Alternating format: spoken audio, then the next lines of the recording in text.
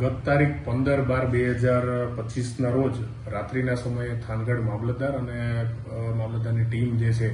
એ ત્યાં આવેલા ભડુલા વિસ્તારમાં રાત્રિ દરમિયાન ગેરકાયદેસર કોલસા બાબતેનું કોઈ ખનન થાય છે કે કેમ એ તપાસણી માટે ગયેલ હતા. એમની આ વિઝિટ દરમિયાન ત્યાંના જ અમુક લોકો જે થાનગઢમાં ભોયરેસર વિસ્તારમાં રહે છે, જેના નામ છે ભરતભાઈ રમેશભાઈ અલગોતર, જયપાલભાઈ રમેશભાઈ અલગોતર, રવિભાઈ ઉગાભાઈ પરમાર, આ લોકોએ ત્યાં ભડોલા વિસ્તારમાં જગ્યા ઉપર આવી અને તમે આ જગ્યાએ કેમ વારંવાર ચેકિંગ કરવા માટે થઈને આવો છો એ બાબતે એમની સાથે છે જીભાજોડી કરી, મગજમારી કરી અને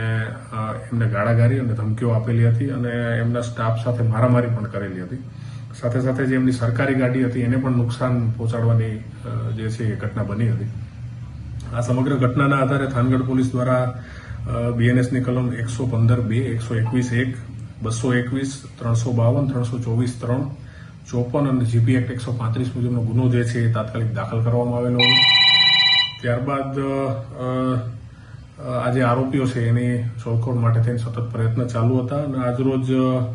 ચોટીલા તરફનો જે રસ્તો છે ત્યાંથી આ બંને